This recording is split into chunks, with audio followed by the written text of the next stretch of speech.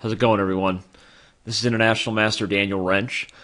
This is a chess.com weekend that you are super excited to be a part of, and this is the next installment in the Pawn Structure 101 video series that never ends, and it is the Energizer Bunny that is chess.com, at least as far as video series go. Those of you who have been on this wild ride know that we are still in the middle of discussing one of the most popular, one of the most critical pawn structures in the Sicilian defense.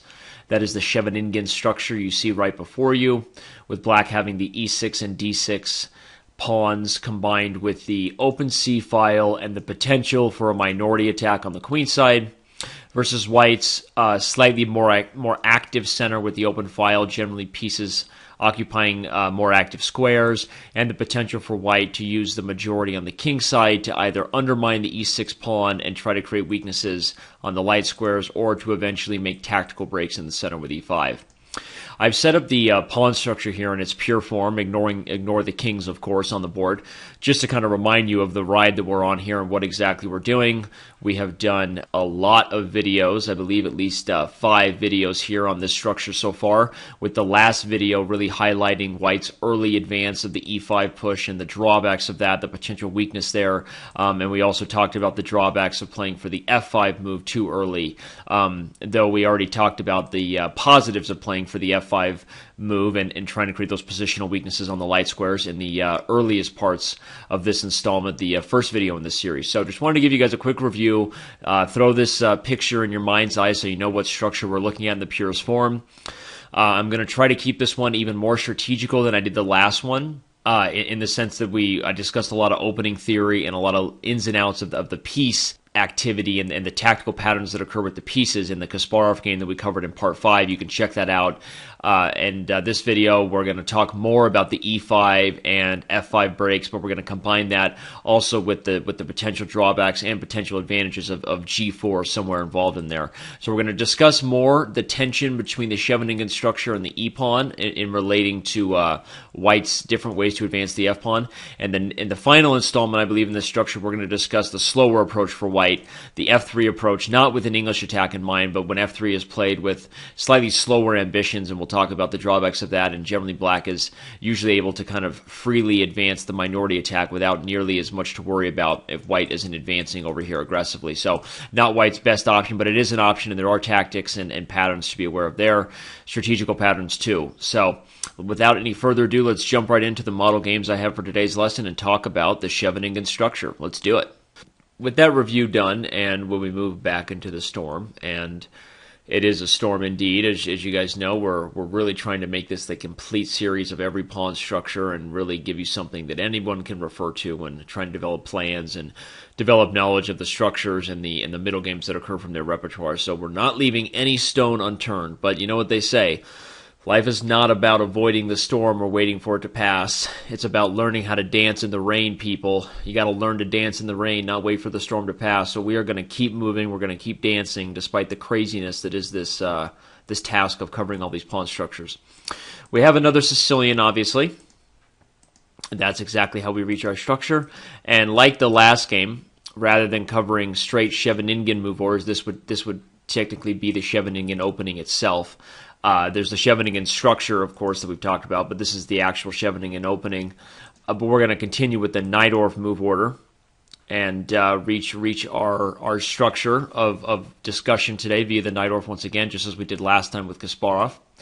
And you always see the move bishop e2. If you remember the last video, part 5, we discussed the Sozin and discussed white's really aggressive intentions with f4 and e5 and, of course, f5, and talked about the potential drawbacks there, especially with the Najdorf move order being a structure that's much more aggressive with the minority attack. And so for those of you playing this structure as black, you need to understand the tension that these pawns face and all the potential critical things that are going to happen as white advances the f-pawn and the things we've talked about. But the Najdorf move order is just a more aggressive approach on the queen side, and as I gave a kind of history and said, that's really the way people tend to play this stuff these days.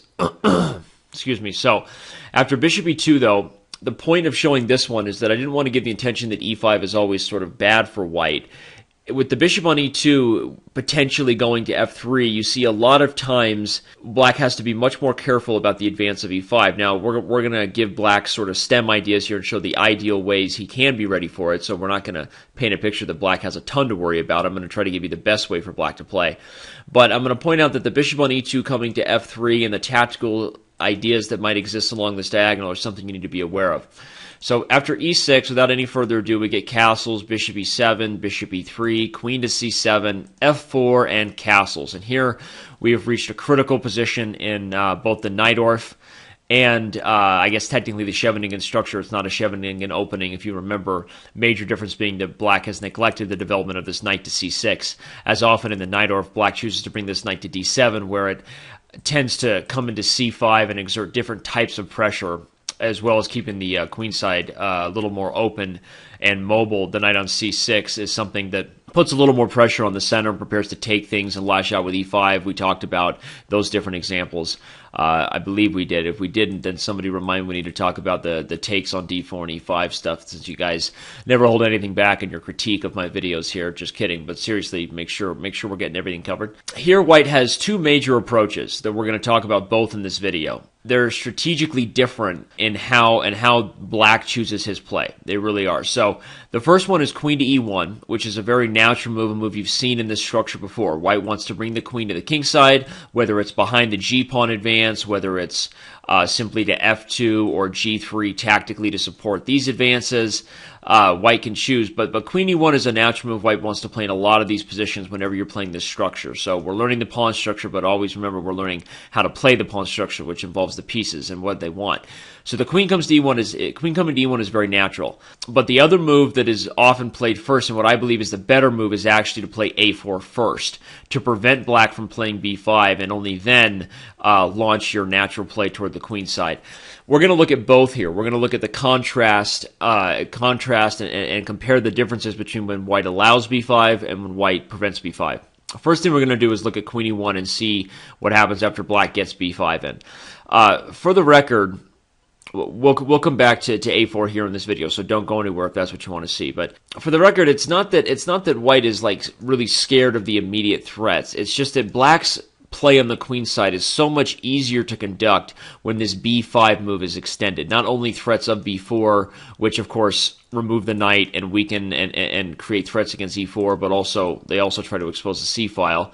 But even just the ease of control of more squares and the potential to use your pawns to create threats when needed, it's just a much easier move for black to play in general.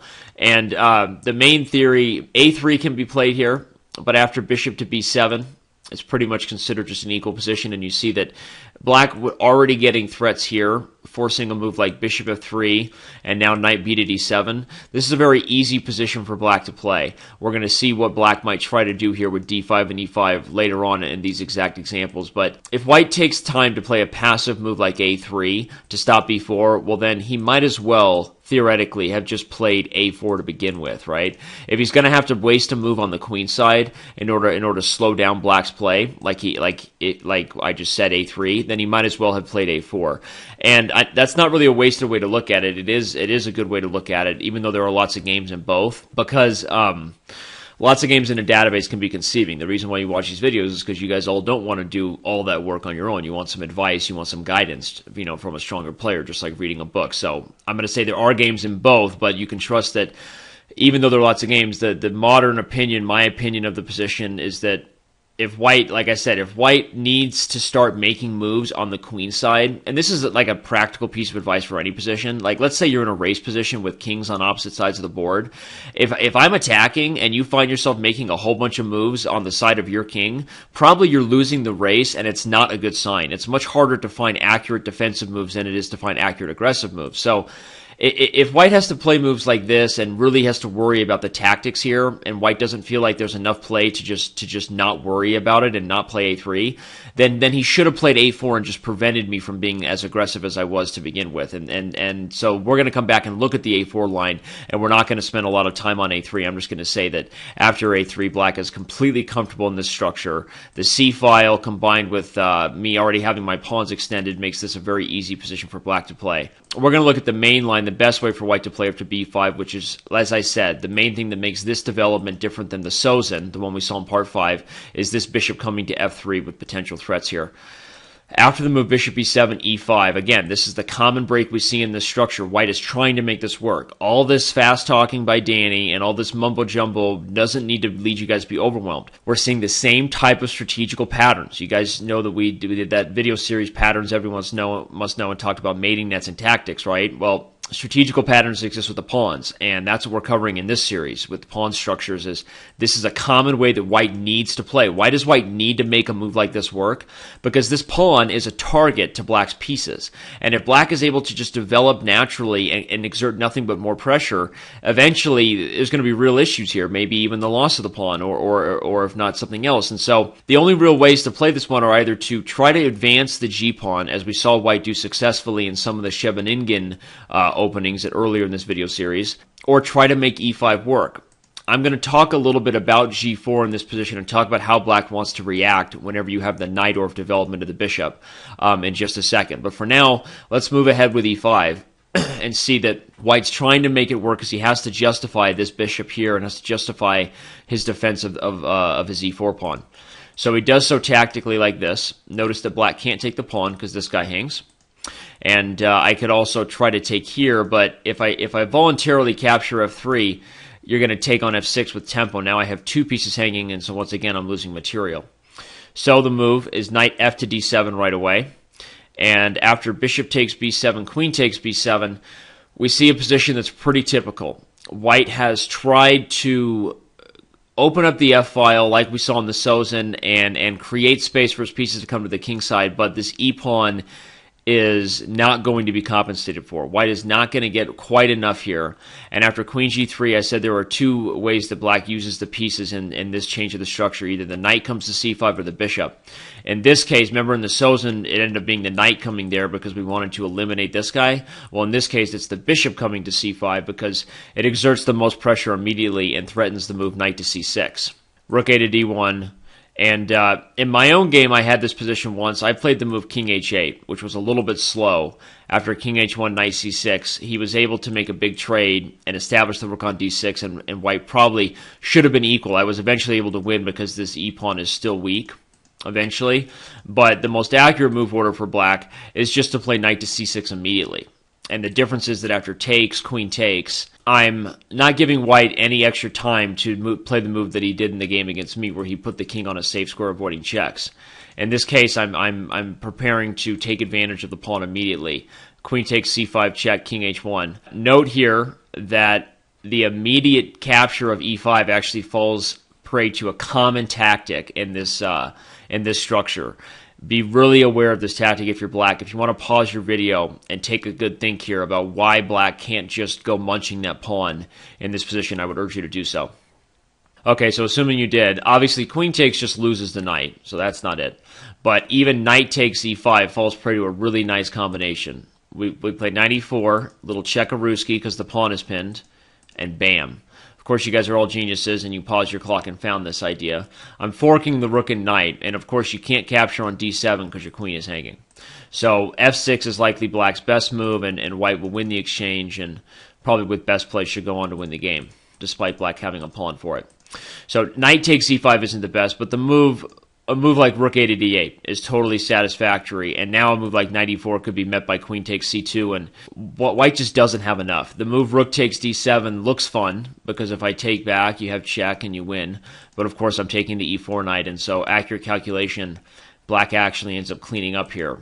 White doesn't quite have enough to justify the immediate attacking move, and you'll notice that usually when he doesn't in this structure, if he can't really keep playing initiative moves, tempo moves, as Women's GM Camila did in her video series, tempo moves, if white can't keep doing that, then he just doesn't really have enough, and this e-pawn is weak. So backing up, a slightly better move order for white is potentially to play the move queen to g3, instead of taking on b7. But we're going to see a similar type of deal now with bishop takes, knight takes, bishop c5, Notice that black's pattern here is kind of similar to the way Kasparov did. You know, I'm simplifying the position because I have this positional weakness on e5, trying to take away potential attackers. Rook a to e1, knight to c6, knight to g5, rook a to d8.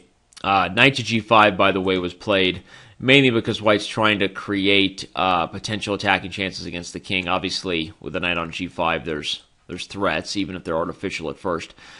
We'd like to fill the e4 square with a knight too, and so the knight on g5 kind of supports the other guy coming in. Maybe he can take back if black makes a trade. So after knight g5, rook a to d8, knight to e4, and after takes, black has the key move here, knight to e7. Not falling victim to tactics once again. If I take here, you can give check and then capture on e5 in pretty good shape. Despite the fact that I win my knight back on f6, you take and my king is wide open. And but the thing is here that as we've learned about positional weaknesses, it's like Snickers, right? It's not going anywhere for a while. Have a Snickers. Black doesn't need to really rush his assault on the pawn. It's not going anywhere, nor does he need to rush tactics here. He needs to make sure that white is not creating anything with the open F and G files, which again is very common in this structure. Black has to put some defensive mindedness ahead of being super aggressive. It's not an excuse not to calculate. You have to be accurate, of course, but here knight e7 is a strong move. And after knight to f6 check, king to h8, black is actually just doing very well. I'm threatening both knight to f5 and knight to g6 on top of the fact that the c2 pawn is hanging.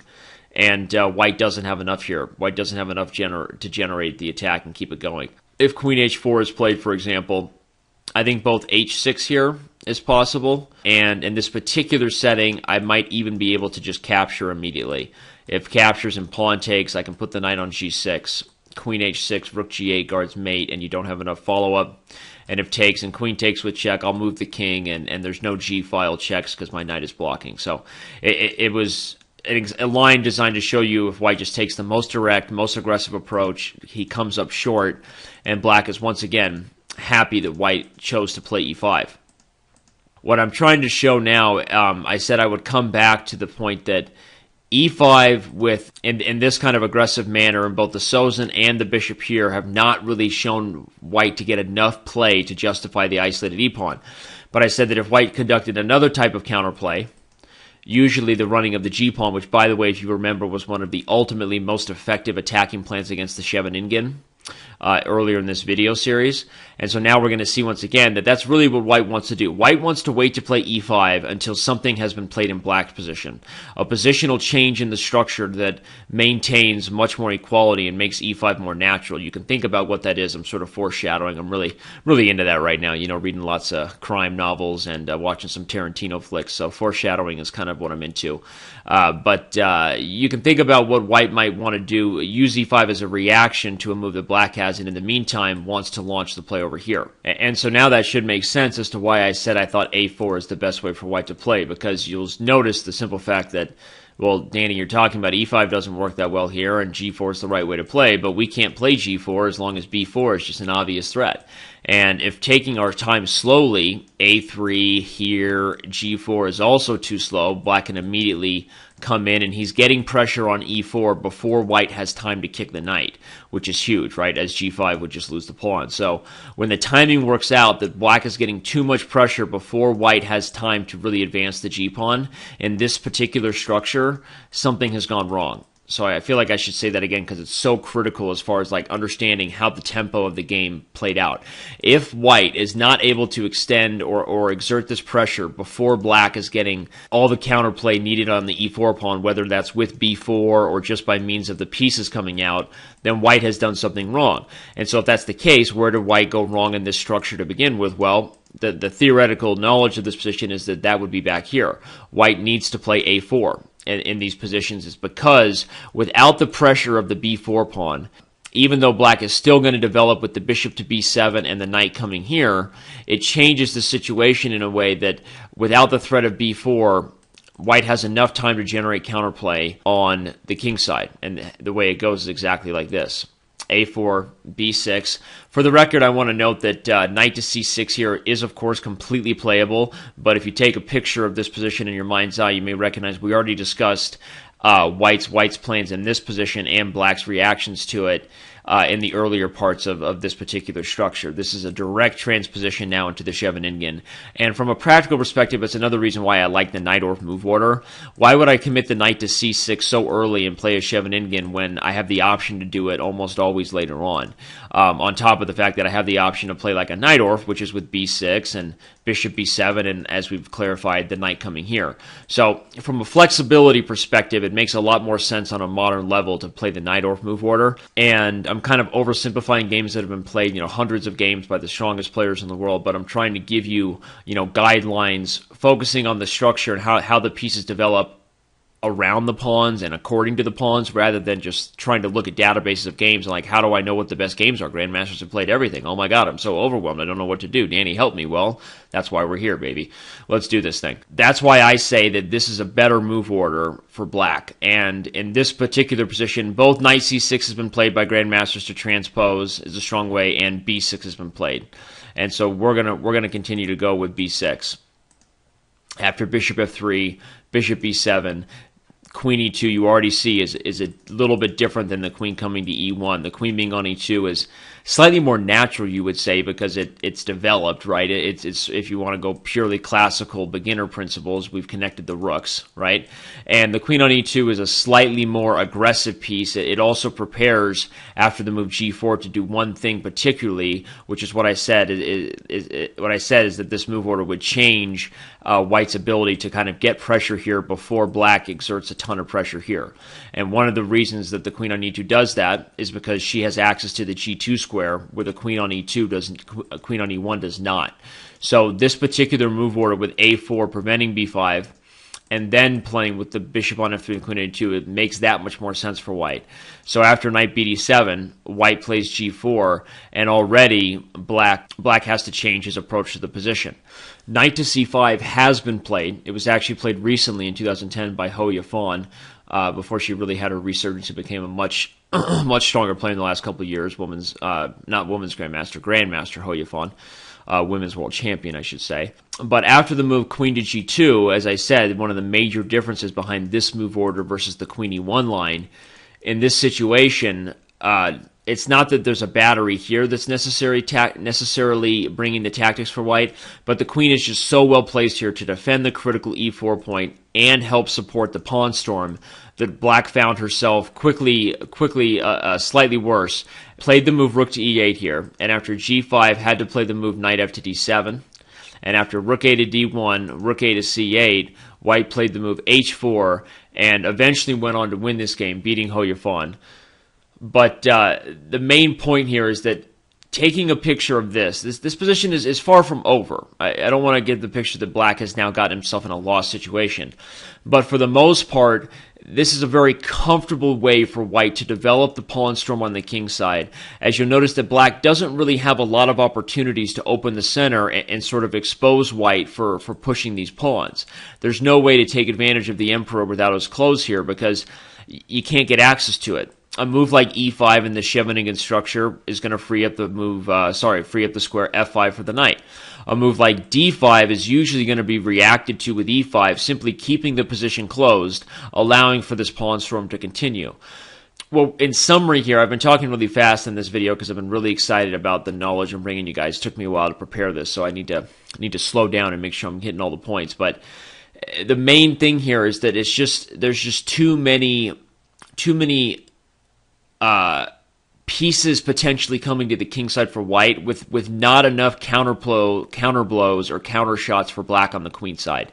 And b5 has been stopped. Potentially, if black totally neglected it, b4 might even be possible for white to trap the knight. Not really possible yet, nor does white want to, because there may be opportunities for black to sort of give up the knight and open up play for his pieces. So that's why white doesn't really want to do this kind of thing. But h4 is good enough to see that without this break in a Scheveningen structure, right, not happy, this break doesn't do enough. Something has gone wrong for black now in the Scheveningen. We talked about if black gets pressure on the e4 pawn before white can develop this move, that something's gone wrong for white. Well, now we see that if black doesn't get enough pressure before white can really coordinate all the pieces and launch this storm, then something strategically has gone wrong for black in the Scheveningen structure. Okay, so these are all the things we're learning here. And what went wrong for black, theoretically and according to my preparation here, is that in this situation where white has played it more accurately, slowing down b5, putting the queen on the more flexible square, the square that prepares this, black has to react to the move g4 with a move that he doesn't really want to play, and it's a move that allows white to play e5 in a more timely manner. As I said, white doesn't want to play e5 in a way that isolates the pawn. White wants to play e5 in reaction to something else. Remember the foreshadowing I did? We talked about Tarantino, right? You still with us? That's the move d5. If black doesn't have enough time with knight to c5 because of queen g2, black has to react with d5 and create this opportunity to open up the position, which he doesn't really want to do if white can play for e5, at least not do so in a way that creates an advantage. I believe that these positions are still roughly equal, and we're going to play out the position with e5. But before we do, I want to show you that if white does decide to take on d5, black can take back, and this particular position, despite the f5 square becoming open, one of the things to notice about the Scheveningen structure is that if white has committed the g pawn advance, often you can break some of the positional rules we talked about in the Scheveningen, which is like never giving up this f5 square to the knight, never pushing these pawns too early if it gives up squares to white. But in a situation where white has completely opened up the king, black has to do something if he's going to get rolled, and often, because the white king is potentially weak, that gives black sort of the get-out-of-jail-free card to lash out in the center, no longer worried about the isolated d-pawn or about the f5 square, because you're going to see that if white actually plays this way, it'll be white who's eventually in trouble with an open king and now no more pieces to defend it. All black wants to do now is kind of open the position. And after queen to d2, bishop f8, takes d5, black has a very nice tactic. He removes the knight from f5. Can't take right away, by the way, because the rook hangs. But follows it with the move knight f6 and knight takes g4. This sort of tactical chance tends to exist even if you don't calculate it concretely. I'm telling you that because sometimes the best advice I feel like a coach can give is when you get a feel for the right ideas in a position, even if you can't always calculate all the tactics through the smoke, right? It's a very complicated position and you're not able to calculate everything. The best piece of advice I can give you is that when white tends to expose the king, if you can lash out and open the center, there will often be tactics against that g4 pawn, just as we saw at the end of this line. So would you have calculated everything when you played this move d5? Probably not, and probably black didn't either. But he understands that there's already a threat here. White's king is potentially weak, and it looks like black will be the one who creates an attack in the long run, no longer white, which is what white wanted when he started pushing these pawns. So the tables have kind of turned a little bit, and this tactical pattern is kind of a common one, where now black is simply taking advantage of the overloaded queen and removal of the defender. This position is already at least slightly better for black, maybe potentially clearly better, with material being equal and white's king being horrible. So that's why white doesn't want to take on d5.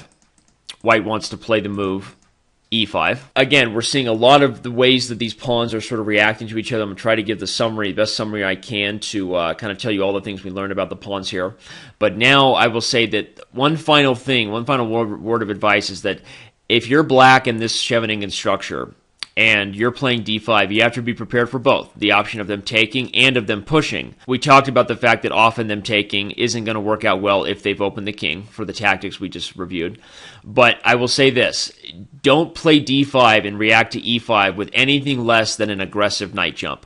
Because if you have to play a move like knight e8, that's part of the reason why, like for example, the position that Ho Yifan reached where white had already established the queen here and the pawns advanced, if you remember, if the position remains completely closed, it's much easier to develop a king-side attack that even opens up your own king.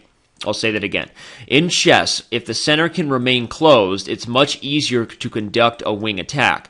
So if black is going to play d5, he better be ready to find some way to create tension, to mix it up in the center. Otherwise, often he is making a mistake because closing the center will only favor white when it comes to really if he could just totally focus over here on the attack. So black is playing d5 with the 100% intention to play the move knight e4. After knight e4, this position, I would say, is probably theoretically considered roughly equal. White is going to take on e4 and is going to have a position where this pawn is now, if white had several moves, white would probably do something like, c3 to solidify, move the bishop, and just munch this dude.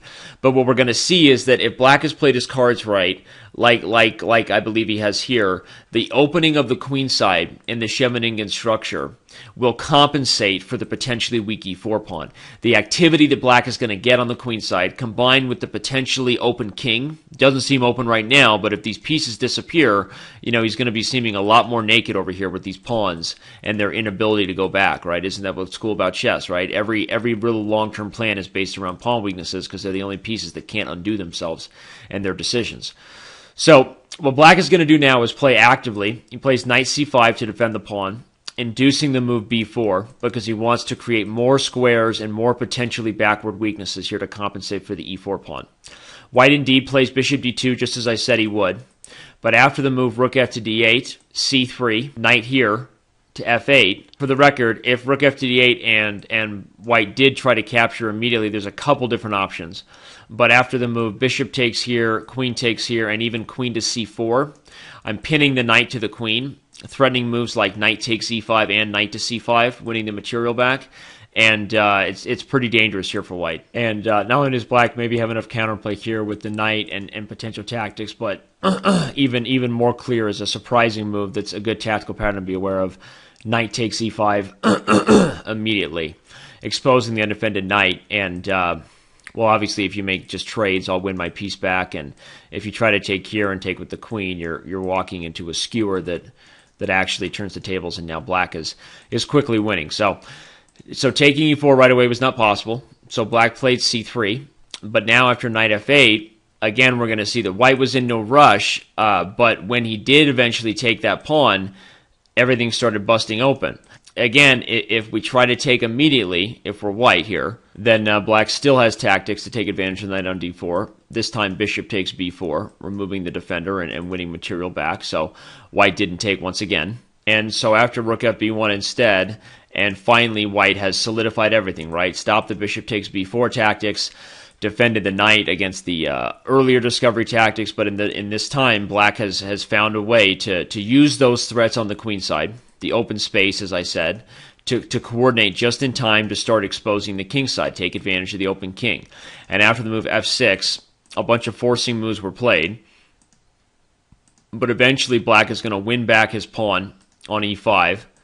And despite white winning material here, what you see is that the opened and exposed king gives black full compensation, and in some practical games, you might even prefer black in a setting like this where the white king is so naked and black is clearly going to have play against the king for the rest of the game. This particular game ended in a really complicated perpetual between grandmasters Maguntul and Lano, L-A-H-N-O. Lano was black. After move queen c4, king h8, we got a big trade. Rook e1, rook c8. Black found a creative way, a creative solution here to get a draw with this nice move, bishop c5 check, exclam, and the position was equalized out. A simple perpetual was taken. Noted should be that running with the king would probably lose in multiple fashions. I would guess the most simple might be to just capture on d2 and then capture on c3, and the rest is going to be history, as they say. So in review, what we learned from these two complicated variations with the moves 10, queen e, the choice between queen e1 and a4, is that in the Scheveningen structure, we've seen a lot of different examples now of the two natural breaks of f5 and e5. We've seen the drawbacks of f5 and the pluses of f5. We've seen the drawbacks of e5, especially when it creates the isolated e-pawn, and the possible pluses of e5 are that it removes the pieces on the king side and creates an attack, like the Van Wiele game we saw in the Scheveningen one earlier, which was e5 combined with the g4 attacking ideas. So hopefully we've kind of seen a lot of the different really aggressive things that can happen with the Scheveningen pawn tension, the E and D pawns versus the E and F pawns. And so what this final one was really designed to show you, because like I said, our last one is going to be against a much less aggressive, slower choice with F3 supporting the center, which has its own things, but again, we'll talk about that in the final final one coming up next, is that white really needs, again, the way I summarized this when I was really prepping this and learning myself, was that white really needs to establish the pressure on the king side in an accurate way before black can establish full pressure against the e4 pawn, especially against the Najdorf move order, where black is really always ready for e5 to take it and play against that weak e-pawn, as we saw Kasparov do in part 5, and we've seen more examples here. And so if white can't really justify with e5, he needs pressure here before black can get pressure. If white does achieve so, like with the move a4, as we saw in the last main line, what black has to do is be ready to react in the center aggressively, because he doesn't really want to create a situation where the center remains closed, yet white is launching this pawn storm, as we saw in the Hoya-Fawn game. After g4, if knight c5, once again, when the queen came to g2 and white kicked these pieces, we saw examples where white was just going to have too much potentially coming on the king side with black's inability to react with counterplay. And so if white can establish pressure on the king side before black gets pressure on the e-pawn, black needs to react with d5. And in this case, my final word of warning was it needs to be a strategic idea for black to be aggressive in the center, never playing d5 with the idea of getting pushed back, as often a closed center makes it easier for your opponent to launch a pawn storm. With all that said, I would say that's kind of the final summary of all the really aggressive and, let's say, tension situations that can occur with the Scheveningen structure versus the E and F advances. We've looked at a lot of different versions of it. The final ones on it are going to be with slightly slower approaches for white, with the f3 pawn being pushed. We may have one or two videos actually on it, but we're kind of changing the direction to show a few more patterns, strategical things you need to be aware of in this structure. And I hope you enjoyed this video. I hope you're enjoying your time with this Pawn Structure 101 series, and I am going to see you around on chess.com.